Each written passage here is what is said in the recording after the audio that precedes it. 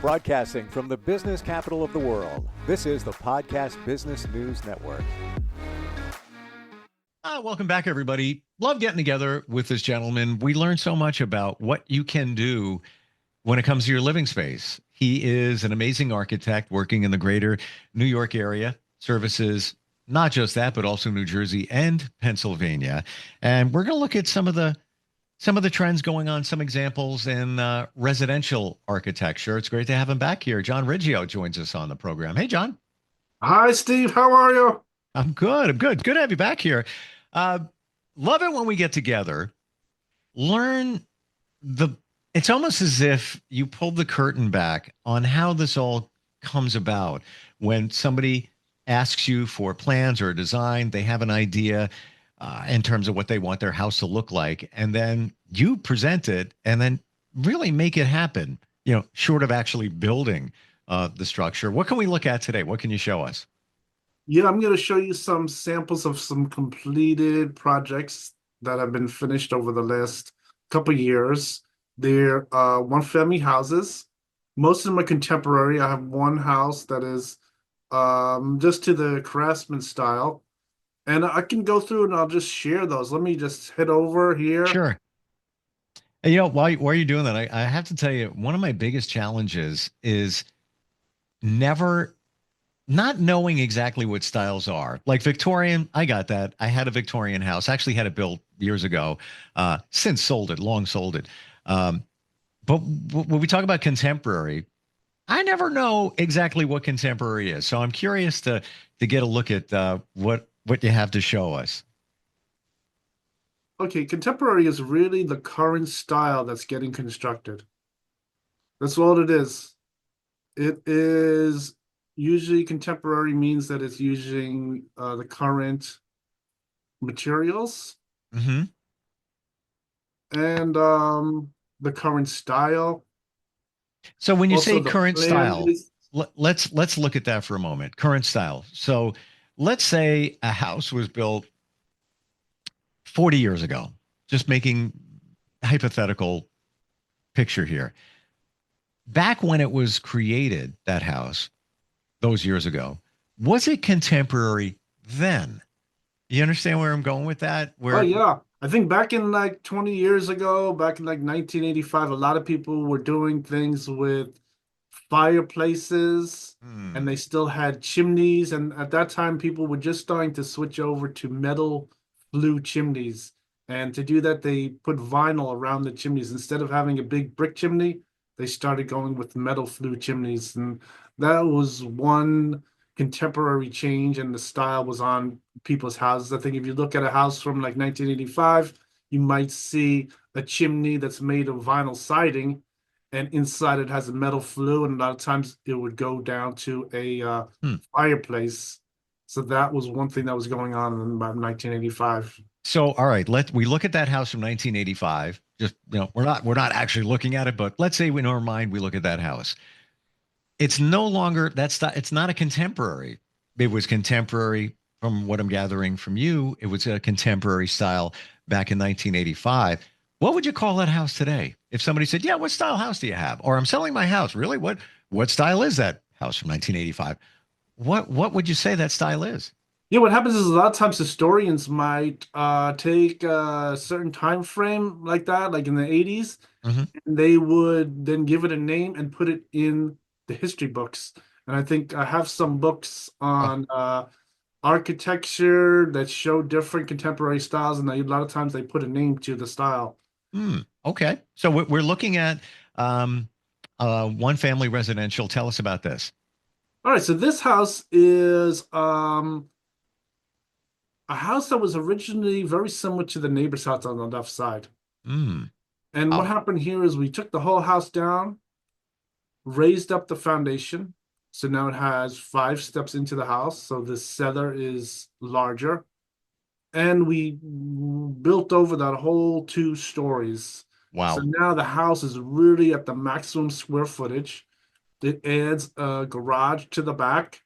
And the style on this house, I could just zoom in. Sure. And you can see here that it has the drive-it stucco on the outside. That's another style that very slowly started to come out of the late 80s. And now the drive-it stucco was made very well. It looks really good, and people like to use it because it has extra insulation value. And then here we have new technology is the thin stone veneer.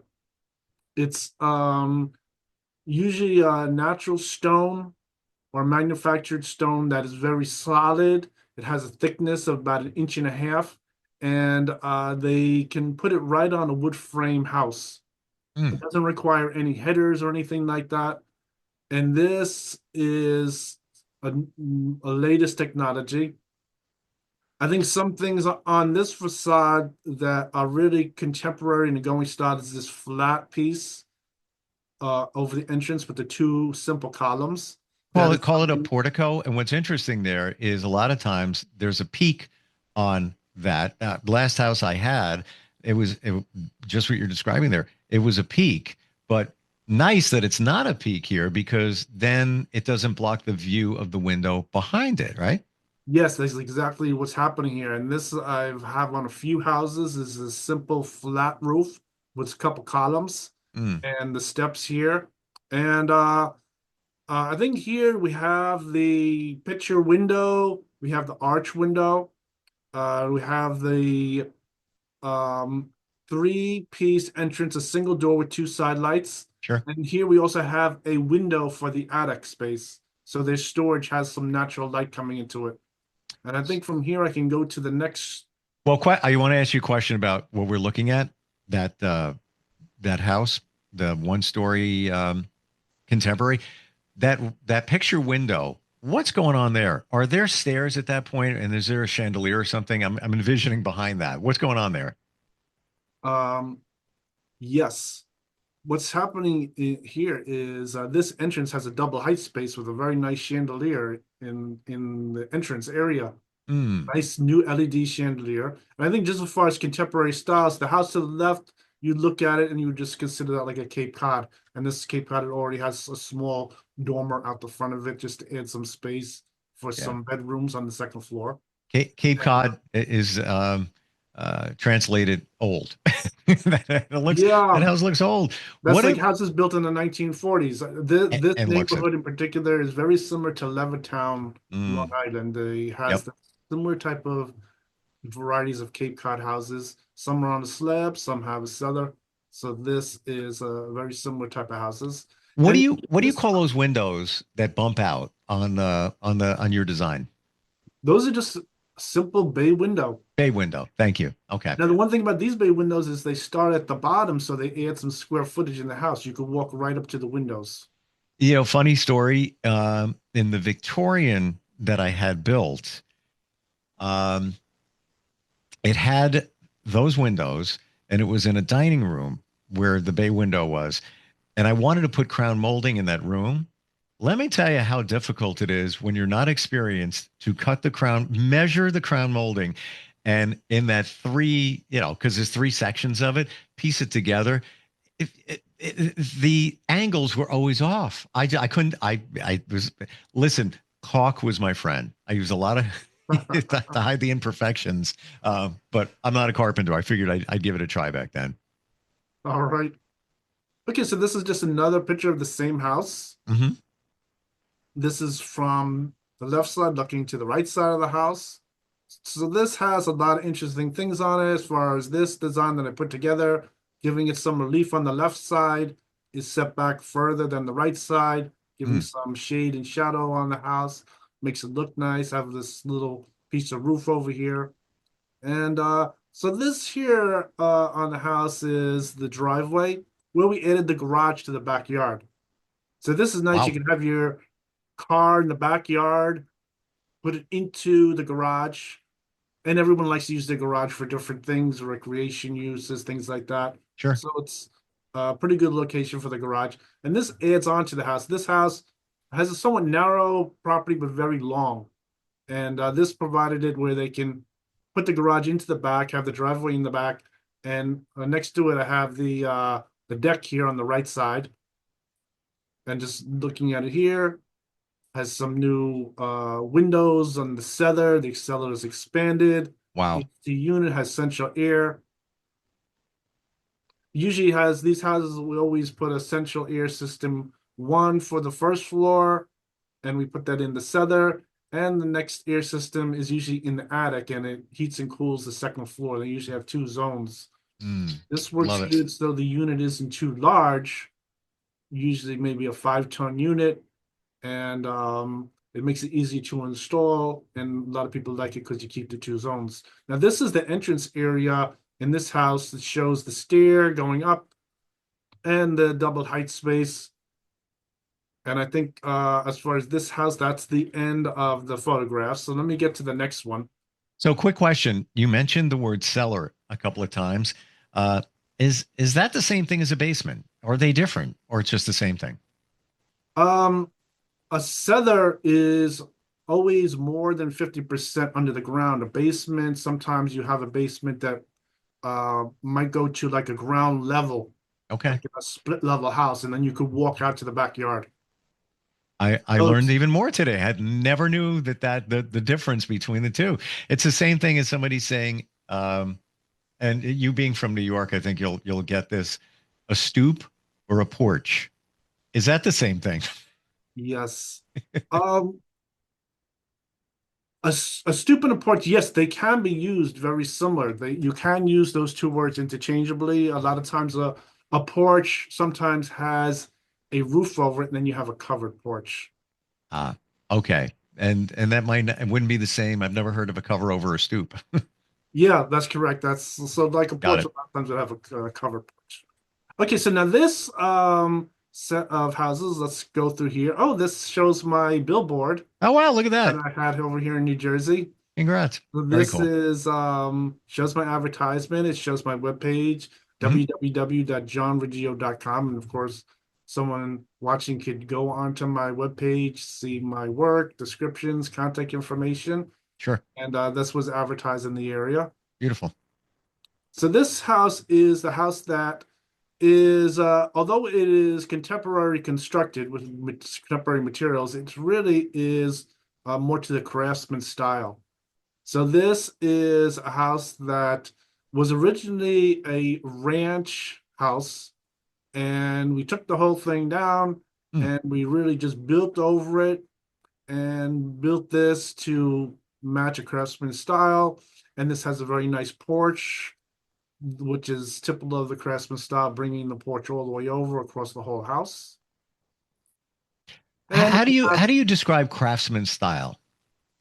uh, well, yes, the craftsman style has a few different things about it. One of them was the this covered porch goes all the way in front of the house. Gotcha. It has some things with the windows coming out from the front facade, Hmm. roof details on each side, and that's pretty much just makes the craftsman style. There were some other things with the trellis in the back of the house that I'll show you that is particular to the craftsman style.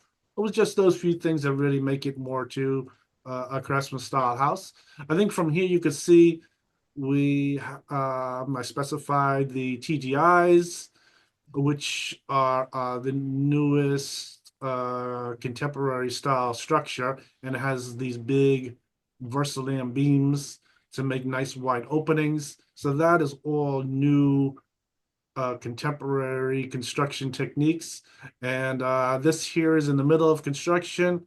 You can see we have the walls here, regular 2x4 frame walls, insulated. And let's just go through some pictures here. This shows the double height space that's open in the middle. And this is during construction. This is showing the area in the garage with a nice beam in the middle, supports the wood framing, and above that is the master bedroom. So it has this big 20-foot span. Wow. This has the basic two door openings, and it shows a nice header over there, which provides a shear wall, which is required because of the loads of the second floor. A lot of times you see houses, they might not have any second floor over the garage, and that's the reason why, because it's usually built lighter. But to construct over a garage, you really need to have certain safety as far as the structure, putting in a shear wall, things like that. So this here And this is just the back of the house. This was a little piece that was existing from the house that remained. They kept this house, this a piece of the addition. And this here is some pictures of the inside that was Mm, newly constructed over. You can see that all of the walls are brand new. Everything is ripped down, new floor, whole second floor and roof. And this is just some pictures going through the house. nice. This is Yep. from the second floor looking down into the front entrance, and it shows that big picture window, shows the doors getting constructed, and it shows this nice beam right across the middle. This is the bedrooms here. It's a new floor, ceilings, has all insulation in there. And this is the some bathrooms. You see they're putting in a custom pan shower. They have a very nice whirlpool tub over here. And so this is a brand new bathroom on the second floor with the ceiling already has the insulation in there. And it has all the new electrical wiring and things like that. It shows the plex piping for the water.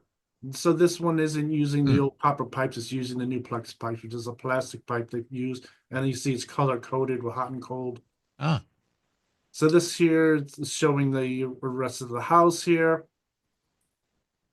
And, When you're providing plans, do you also include the type of insulation? Does it go down to that detail? oh, of course, yes. I Wow. have to include what kind of insulation, the R value, and I put it on the res check. And the res check uh, does an automatic calculation and gives me a number, and the number has to match their number for the house. And as long as my number is within the requirements, it's good. And it says right on there what percentage it passes by. And I take that report, I print it out, I have to stamp it, I have to sign it, and it gets submitted to the building department. And they do an insulation inspection before the job is signed off. They take Wow. that report, they go on the job site, contractor fills out an inspection form, and they go through each kind of insulation. I think in this also you can see they put foam Yeah.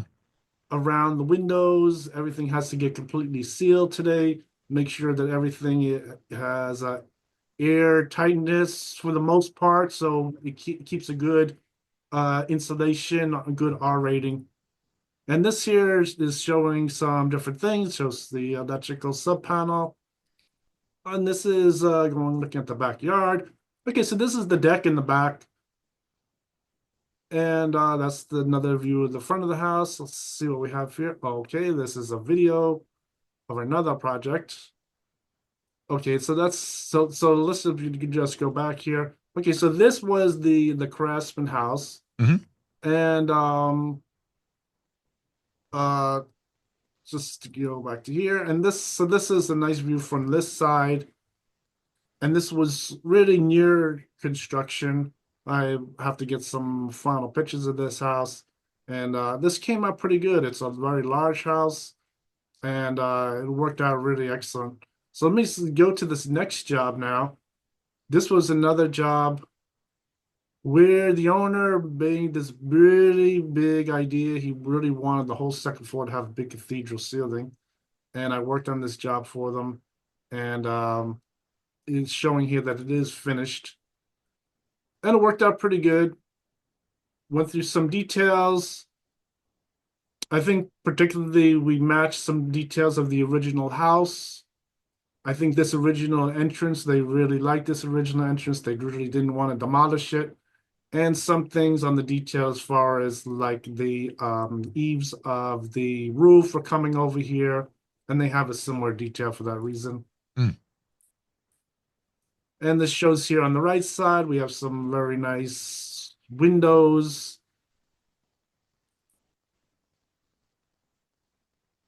What do you find when designing a home? We'll go residential talking now. What are some of your biggest challenges? Um, well, I think the biggest things to really work on is really for one, making all the different spaces work together correctly. I Mm, think that is what happens. And I think from that experience, really starts to formulate a certain contemporary design, right? Because each project, the owner might want Jack and Jill bathrooms with 2 bedrooms. Then they might want like the guest bedroom. They might want a sitting area. And from each project, if they want the same things, this starts to become sort of like the challenge that you're working on at the present time. Then as time goes on, things might change. Some people might switch to doing like sunrooms or something. And I think that's another thing back in the 80s was doing sunrooms. And what started happening with sunrooms was Yes. trying people having the idea of wanting to heat the sunroom, and you really cannot heat the sunroom. And this issue comes up every once in a while. And so I think these days, after years of experience, I know anything with a sunroom, I always tell them if you want to heat the sunroom, you have to have it completely insulated. You Yep. cannot buy a four-season sunroom that doesn't have any insulation and then want to heat it and legalize it. This is going to become a big problem. This is very simple. Either you have to have an insulated room, you could have more windows, and then but then to heat it. If you don't want to mind the heating and you want to have like open screens, you can do that without any problem. It's just not heated. But and then there's, of course, to do all those things, you have all those different requirements of coverage requirements, separate requirements. If you heat the room, it becomes floor area. Then it's the taxes are going to go up, Yeah. and you have to watch if you're not exceeding the zoning code on the floor area. It So gets all very technical, and I dealt with this. Last house I had, they had a sunroom put on maybe 15 years before I bought the house. Obviously, it was very cold in the winter and very hot in the summer if you didn't open the windows. But going through all of that and even considering trying to have it heated comes down to one thing. A heated four-season sunroom to me is called an extension. Just get an extension put on your house. And yes, it opens up all kinds of worms or, when it comes to taxes and all of that. But, unless it's fully insulated and done like it's literally part of the house, it's never going to be as warm as you want it to be. Yeah, so what's happening here also on this particular house, if you see this bay window, this is an insert bay window compared to one where you walk up to the floor area. Wow. Then you see this window here. This whole area is open. There's no ceiling in between there. So this area is completely open area from here, from the ridge point all the way down to the bay window. It's all open. There's no ceiling in there. I love that window. The one that's up high there, the bay window on the second story. That is, you don't see that a lot. Yes, we put that special window in there. It's letting light in, and since there's no ceiling, the light is going all over the second floor room, and that's really one idea of this particular addition. Well, John, we're just about out of time. I want to remind everybody this is just a part. This is the Craftsman house again. That is nearly finished. You can see the white railings are on here. And let's just go around. And this is the back part. Oh, this is good because this has the nice siding is put on. And this is the trellis. So this trellis was really another point of a Craftsman house. And that is really bringing it within that type of architectural style. So this is really pretty good here. Okay, that's interesting on that. On that view of the backyard with the trellis, the roof is done in wood, but it looks like it's PVC for the railings and the rest of it. Well, I think it's PVC, but it's probably has wood in there. Yeah, you can't really rest a piece of wood on PVC. That is allowed. It has wood and it's just clad with PVC over it. Yep. Fantastic. Love them. love your visions. Love your designs. It's all, if you want to see this and more, John Riggio, RIGGIO.com. Great having you on here again, John. Thanks for sharing today. I really appreciate it. Learned a lot. You're welcome, Steve. It's good talking to you. You too. We are coming right back.